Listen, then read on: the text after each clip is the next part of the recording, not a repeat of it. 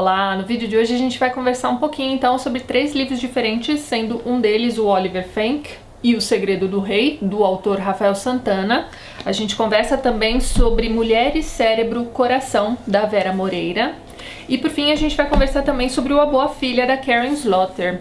Caso você tenha interesse em apenas um desses 3 livros, dê uma olhadinha na descrição do vídeo. Eu vou colocar lá o horário certinho que eu vou começar a falar sobre cada um deles. Muito bem, vamos começar então pelo Oliver Fink e O Segredo do Rei. Como eu li no Kindle, eu vou deixar a capinha colorida aqui do lado para vocês darem uma olhadinha. Esse então é o primeiro livro de uma série que o Rafael Santana vem escrevendo. Ele começou essa série, na verdade, desenvolvendo sua história no Wattpad, né? Pra quem não conhece, o Wattpad é meio que uma ferramenta através da qual você pode então colocar ali capítulos de histórias que você esteja escrevendo, e aquilo ali funciona mais ou menos como uma rede social. Então as pessoas que leem aqueles seus capítulos podem te dar um feedback ali nos comentários e coisas do tipo. E por conta do feedback positivo que o autor vinha recebendo pela sua obra, ele resolveu então publicá-la primeiramente de forma totalmente independente em e-book na Amazon. Então, por enquanto, este aqui é um livro que só existe em e-book.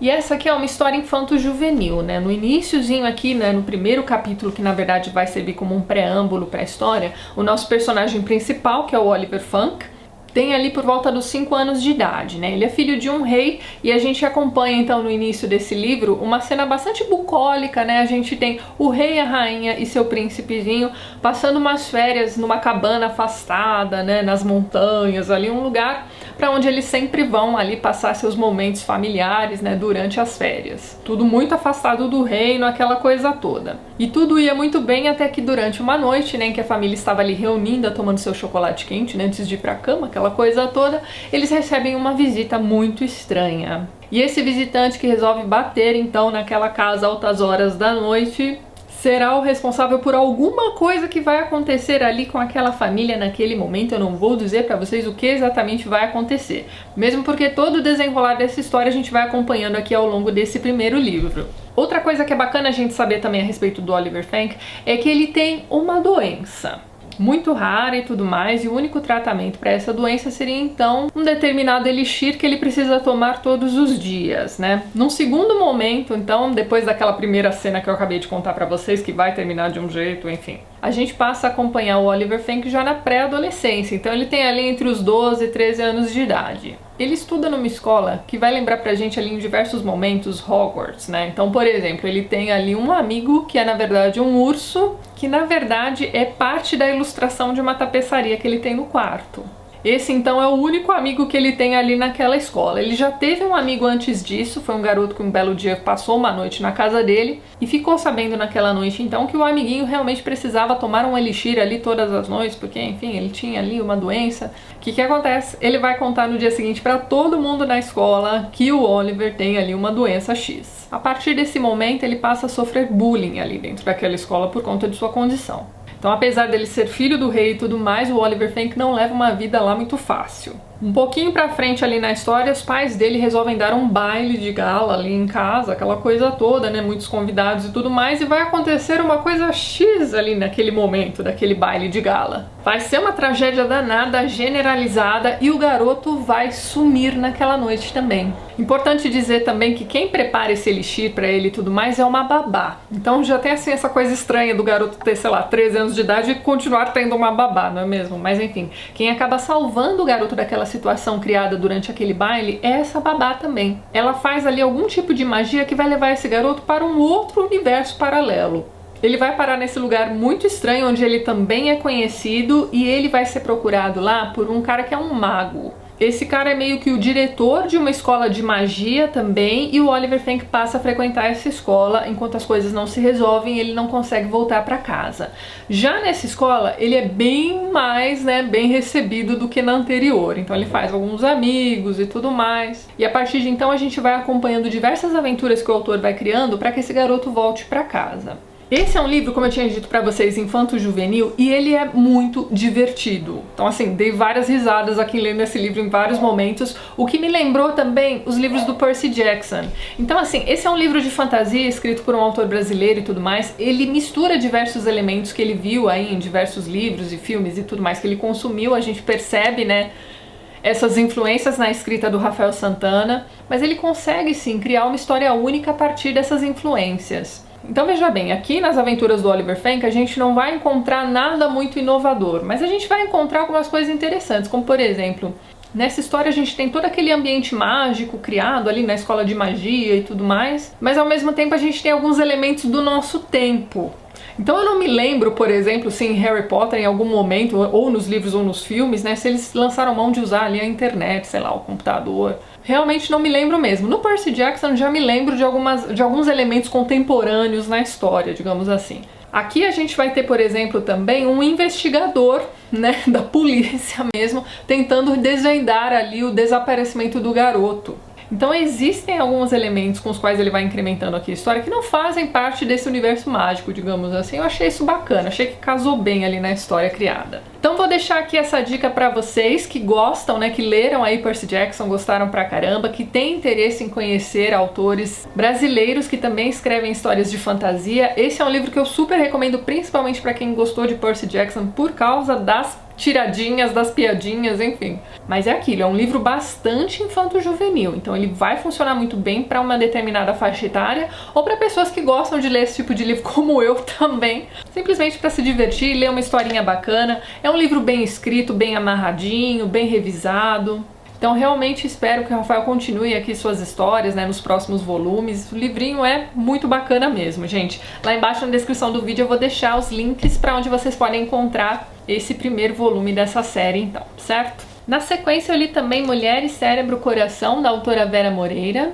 Esse livro aqui sai pela Editora Espírito e a Vera é também editora da Editora Espírito, certo? Pois muito bem, nesse livro aqui ela desenvolve um trabalho muito interessante, gente. Então esse aqui é um livro que talvez a gente possa chamar de autoajuda também. Ele é um livro mais voltado ali pro pessoal que tem interesse em ler sobre saúde, estilo de vida. E como eu ia dizendo pra vocês, nesse livro ela desenvolve um trabalho muito interessante de alerta para que as mulheres, né, realmente acordem pro fato de que a gente realmente precisa também pensar na prevenção contra AVC e infarto. Então nesse livro a Vera vai contar pra gente que até pouco tempo, né, existia essa crença de que só homens morrem de infarto, né? E isso já mudou há muito tempo, inclusive.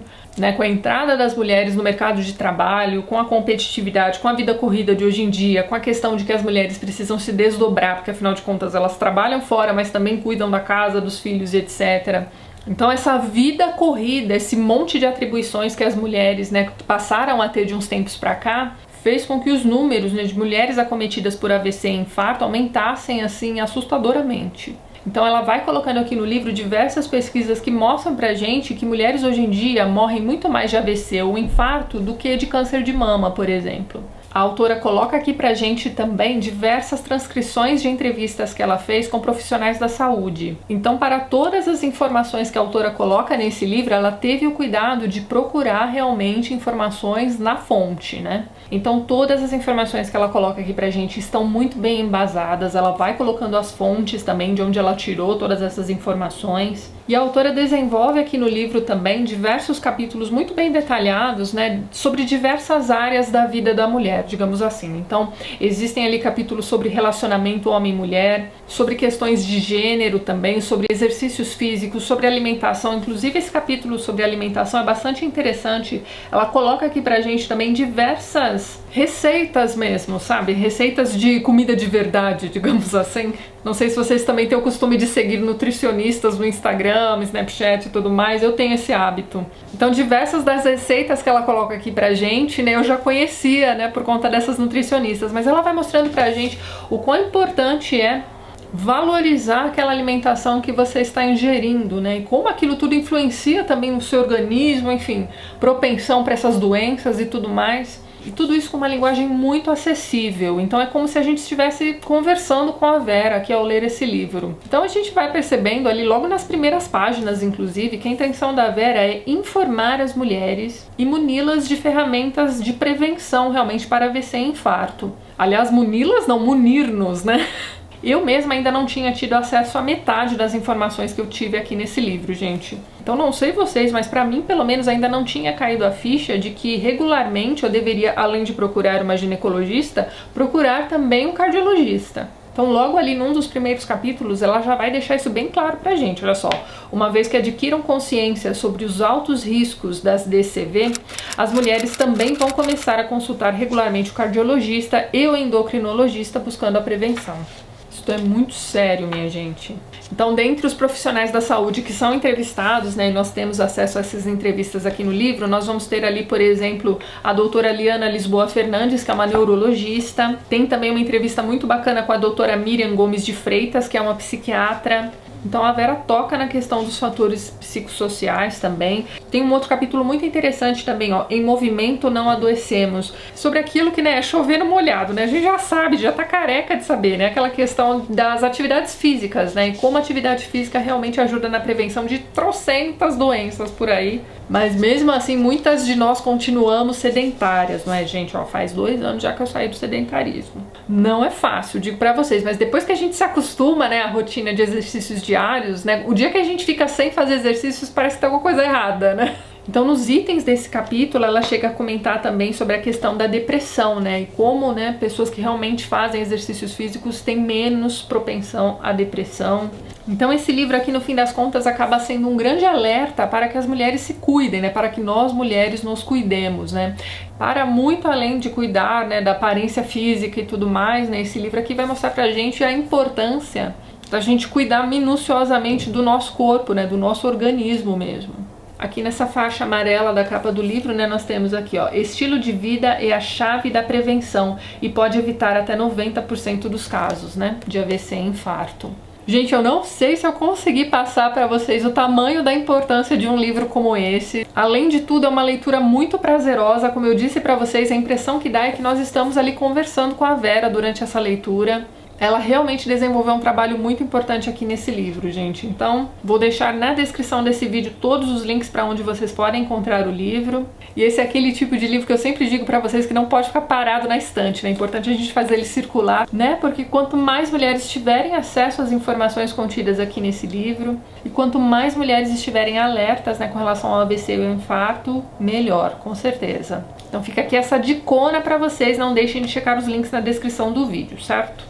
Muito bem, minha gente, na sequência eu li então A Boa Filha, da Karen Slaughter. Esse livro aqui veio na primeira caixinha da tag Inéditos. E esse aqui é um thriller policial, podemos dizer assim, apesar de nós não termos exatamente policiais investigando esse crime. Nós temos ali 2 advogadas que são irmãs e o pai delas que também é um advogado. Então assim, talvez este livro esteja mais ligado ao que o John Grisham faz do que aos romances policiais per se, mas enfim, o que nós temos aqui é um thriller daqueles, minha gente. Então assim, o primeiro capítulo é uma coisa assim que o mundo poderia estar acabando naquele momento, mas eu precisava saber o que ia acontecer no final daquele capítulo. Então o livro já abre com uma cena super forte. A gente vai ter ali então uma família, mãe e 2 filhas ali num dia normal da vida, né, cuidando da vidinha delas, né, fazendo almoço, alguma coisa do tipo. O pai estava no trabalho.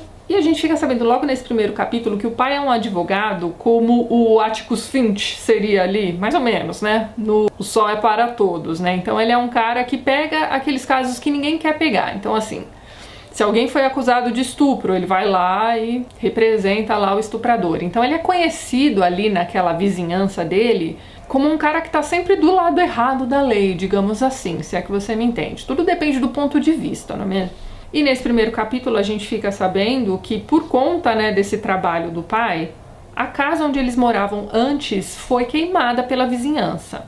Então as mulheres da família estão na casa nova, entre aspas, né, cuidando da vidinha delas, como eu ia dizendo, até que a casa é invadida por 2 homens encapuzados. Ali ao longo do diálogo a gente vai descobrindo também que aquela invasão tem a ver com o trabalho do pai e uma tragédia tenebrosa vai acontecer ali naquele momento dentro daquela casa. Como isso acontece bem no comecinho do livro, eu juro que não considero isso um spoiler, mas você pode pensar diferente de mim. Então eu sugiro que você pule aí uns 20 ou 30 segundinhos do vídeo. Mas o que vai acontecer nesse momento é que a mãe vai ser assassinada, uma das filhas vai ser enterrada viva, a outra a gente só vai ficar sabendo o que eles fizeram com a outra filha mais pra frente aqui no livro. Então isso realmente eu não vou contar o que acontece, mas ela consegue fugir.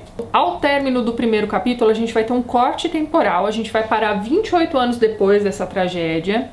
E a gente vai ter aquela filha que fugiu indo até o colégio ali daquela vizinhança, porque ela continuou morando ali naquele lugar com o pai continua exercendo sua função ali, ela também acabou se tornando uma advogada e meio que ajuda o pai também.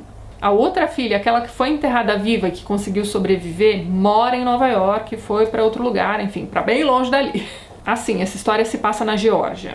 Mas então, como eu ia dizendo, essa moça está então dentro dessa escola por um motivo X que eu não vou contar pra vocês, e enquanto ela está ali, acontece um tiroteio, tipo aqueles tiroteios em Columbine, alguma coisa do tipo.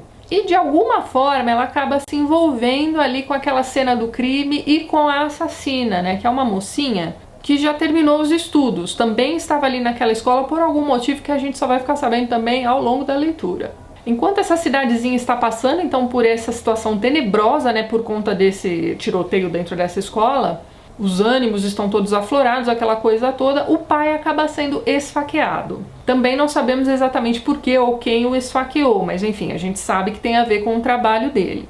Por quê? Porque no fim das contas, a única pessoa que se prontifica para defender a garota, que provavelmente é responsável pelo tiroteio na escola, vai ser quem? O pai das meninas, né? Então ele leva essa facada, está nas últimas no hospital. A irmã que ficou cuidando do pai acaba ligando para aquela irmã que ela não vê há quase 30 anos, que mora em Nova York hoje em dia. Quando a gente entra em contato com essa segunda moça, aquela que tinha sido enterrada viva e tudo mais, a gente fica sabendo que ela teve várias sequelas, né? Ela leva um tiro na cabeça. Os assassinos da mãe acham que ela morreu também, por isso a enterram, só que ela ainda estava viva, enfim. Então ela tem algumas sequelas, ela não anda direito, ela precisa de bengala, ela precisou passar por treinamento psicológico porque ela perdeu ali parte da capacidade cognitiva dela. Então ela teve que reaprender a aprender coisas, reaprender a falar e tudo mais. Só que hoje em dia ela é uma advogada fodona em Nova York, certo? Por conta dessa tentativa de assassinato do pai, ela tem que voltar para aquela cidade da infância, então ela vai retomar seu relacionamento com a irmã e com esse pai também que está nas últimas, certo? Como o pai está impossibilitado de ajudar a menina, que provavelmente é a responsável pelo tiroteio, as duas irmãs se veem meio que obrigadas a tomar o lugar do pai. Então assim, a gente vai ter a cidadezinha inteira contra as duas, e as duas tentando investigar o que realmente aconteceu naquele dia na escola. Tá enrolada a história? Espero que não, mas assim, esse é o tipo de história, gente, que pra mim não funciona muito bem com livros, né? Mas isso, veja bem, é uma opinião minha. Eu realmente prefiro esse tipo de história em filmes ou em seriados, porque eu quero saber o que vai acontecer e a gente tem aqui mais de 400 páginas de história pra ler, entendeu? Então sim, esse é aquele tipo de livro que a gente devora. Apesar das 400 páginas, eu levei, sei lá, gente, 3 ou 4 dias no máximo para completar aqui a leitura. E são muitas, mas muitas reviravoltas aqui nessa história. O final é bastante surpreendente mesmo, né? Quando a gente realmente fica sabendo o que aconteceu dentro daquela escola, quem foram lá os reais responsáveis pelo tiroteio e por que aquelas pessoas foram mortas, etc. Olha, então eu realmente não estava esperando por aquele desfecho, mas assim, o que mais me chamou a atenção nesse livro não foi nem essa questão do crime a ser resolvido e tudo mais. Para mim o que mais me pegou aqui foi a relação entre essas duas irmãs. Então, como eu tinha dito a vocês, a gente já tinha aí uma janela de 30 anos em que as duas não se falavam, malemar se ligavam ali no dia do aniversário uma da outra. Então essa retomada de relacionamento e essa convivência, né, pela qual elas se veem obrigadas, né, a partilhar num momento da vida como esse, realmente foi o que mais me chamou a atenção aqui nesse livro. É um bom livro, eu recomendo para quem realmente gosta desse tipo de história. A gente nota aqui que a autora tem um cuidado para tratar a respeito de violência contra mulheres, aqui principalmente. Dentre as conversas que essas duas irmãs vão ter hoje em dia, elas vão retomar, vão resgatar as memórias daquela tragédia, né, quando elas perderam a mãe. Elas vão conversar também sobre o que aconteceu com elas, né, depois da morte da mãe. A gente fica sabendo também o que aconteceu, né, com os culpados pelo assassinato da mãe e tudo mais. Então, assim, é um livro bastante pesado, que realmente prende a nossa atenção e tudo mais. Mas é aquilo que eu falei pra vocês. Eu, particularmente, prefiro esse tipo de história na televisão. Então, para vocês que já leram esse livro, contem pra gente o que vocês acharam nos comentários. Cuidado com os spoilers, viu, gente? Coloca um aviso ali no início dos comentários. Esse é o tipo de livro que vai perder totalmente a graça se a gente já souber o desfecho, certo? Então é isso. Vejo vocês nos próximos vídeos do canal. Um beijo grande e até mais.